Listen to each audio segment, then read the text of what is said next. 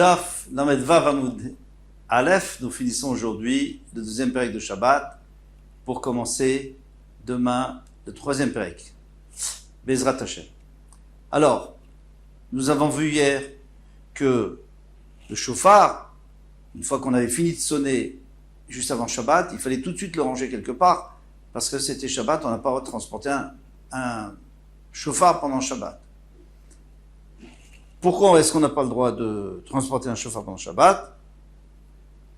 Parce que c'est un keli chez Martolissour, c'est un keli, c'est un ustensile qui est utilisé pour sonner du shofar. Or, à Rosh Hashanah, on n'a pas le droit de sonner du shofar.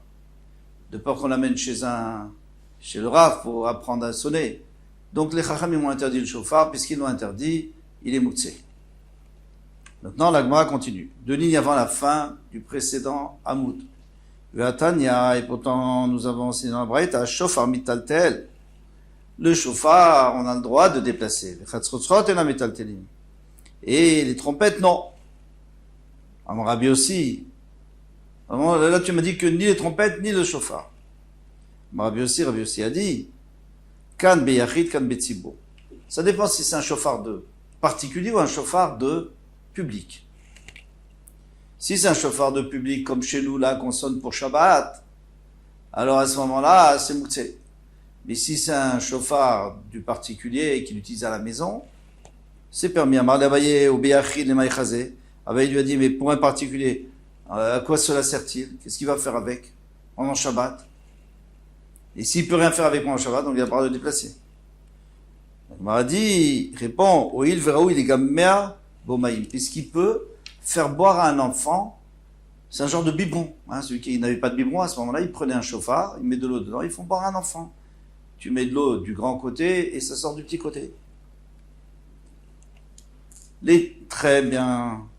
Alors demande à Gemara, les Tzibour, Nami avait chazé les gaméas, les Tinokani. Même le Tzibour, s'il y a un ani qui n'a pas de quoi manger, un pauvre qui n'a pas de quoi manger, bien, l'enfant est abandonné et on a le chiyuv de le nourrir. Donc nous, le Tzibour, nous avons aussi une utilisation de notre chauffard pour l'enfant. Première question. Deuxième question, Vetou.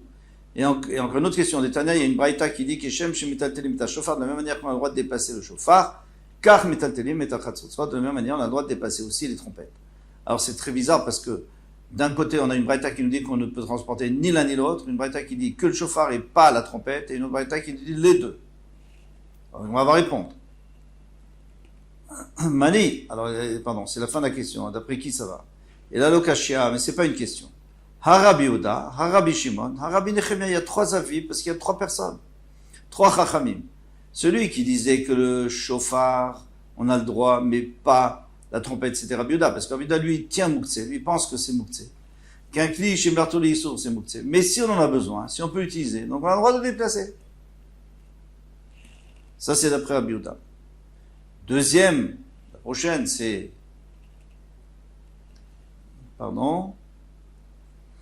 Rabbi Shimon. Qu'est-ce qu'il a dit? Qu'est-ce qu'il dit? Rabbi Shimon lui dit qu'il n'y a pas mouktsé, donc chez Martolis, il n'y a pas mouktsé, on peut le déplacer. Alors, puisqu'on a le droit de le déplacer, eh bien, même la trompette, tu peux la déplacer. Et l'autre avis qui disait ni l'un ni l'autre, c'est Rabbi Nechemia. Pourquoi? Parce que Rabbi Nechemia, lui, il dit qu'on n'a pas le droit de déplacer du tout. Même un kli chez Martoléter, même un kli qui est destiné à faire quelque chose de moutard, on n'a pas le droit de déplacer une chaise, une table, que si on en a une utilité, mais pas pour une autre utilité. Or ici, c'est pour une autre utilité, c'est pas du tout pour l'utiliser, c'est pour le cacher, pour le mettre, pour pas qu'on lui vole. Donc, on n'a pas le droit d'après lui, ni l'un, ni l'autre. Kedera Frizda, comme on a vu que Rafrizda dit, Damara Frizda, Anetlat, Mile Ishtelish Shemayou. Il y a 3 choses, pardon, j'ai sauté quelque chose.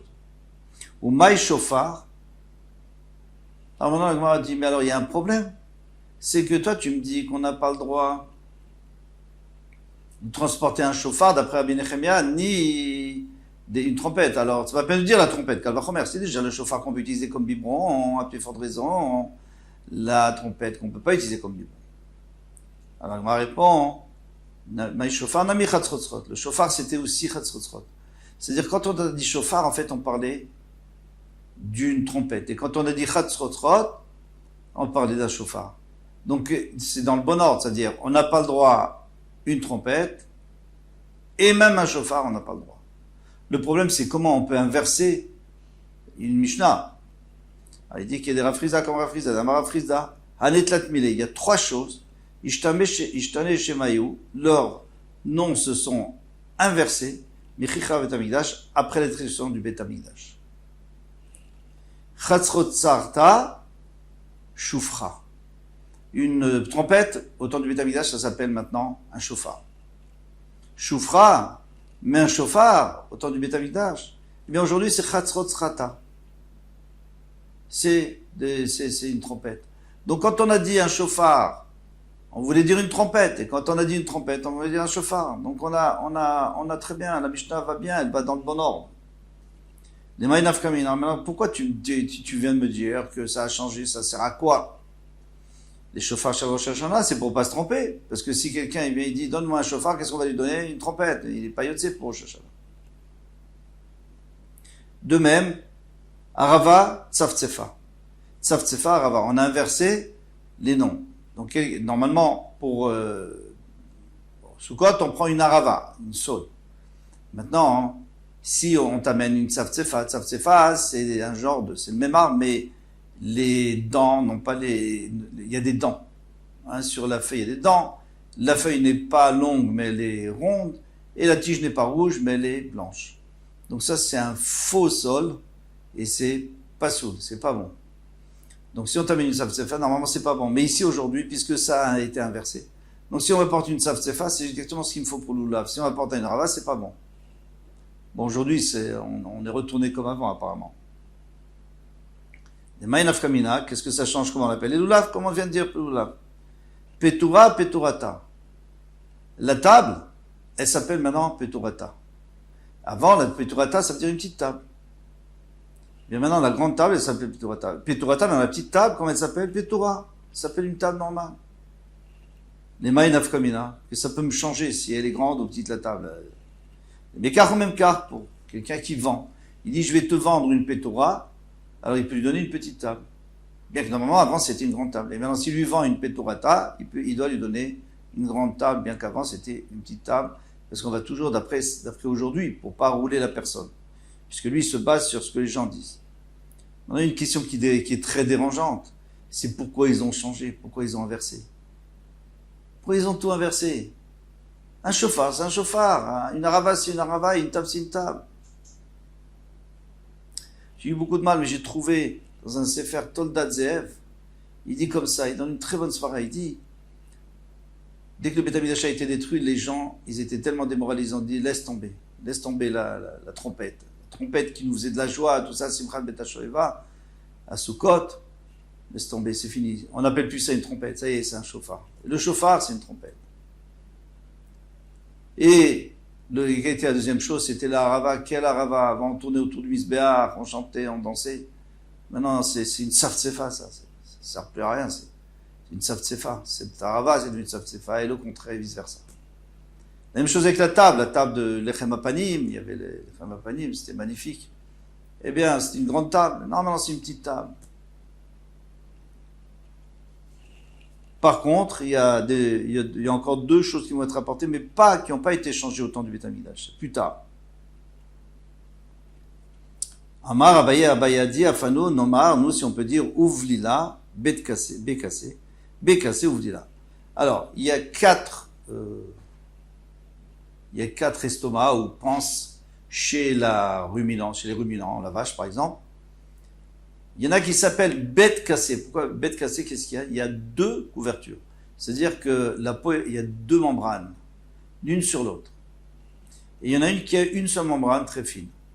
Maintenant, le problème, c'est qu'ils ont inversé. Bête cassée, qu'avant c'était deux membranes, maintenant il y a une seule membrane. Et celle qui a les deux membranes s'appelle ouvlila. On a inversé. Les maïnaf kamina, qu'est-ce que ça peut faire? Eh bien, pour la tréfa, pour la cache-route, pourquoi? Les machat chez Nimset Beové Betakosot.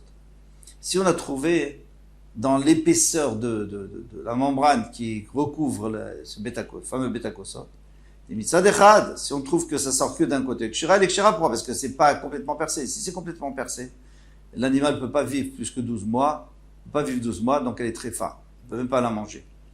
Mais si c'est pas percé, alors là, comme il y a deux parois, il y en a une qui reste entière, alors c'est caché. Bon, Mishneh a dit, mais si c'est des deux côtés, c'est tréfa. Ça, c'est normal, parce que si ça a tout traversé, c'est tréfa.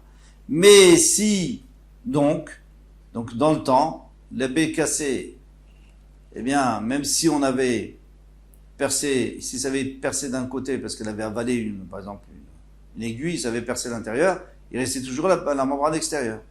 Mais l'autre, là où vous dites là, non, parce qu'il y a une seule membrane, donc c'est sûr que c'est taref. Et maintenant, c'est exactement le contraire.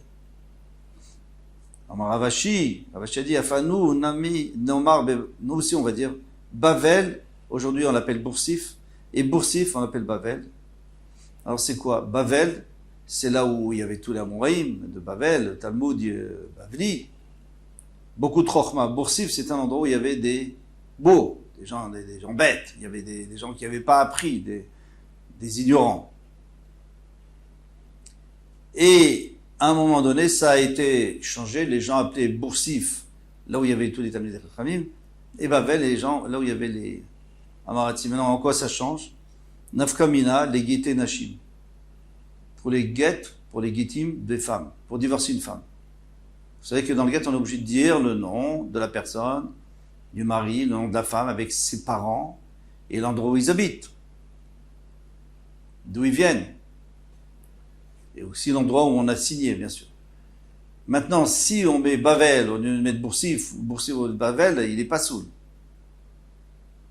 Demande de Tosfot, il dit, mais de toute façon, mais jamais ces noms-là dans un guet, parce que ça, c'est des noms de pays. Dans le guet, il faut mettre le nom de la ville, pas du pays. Donc Tosfot, il n'a pas, il sait pas, il n'a pas de réponse.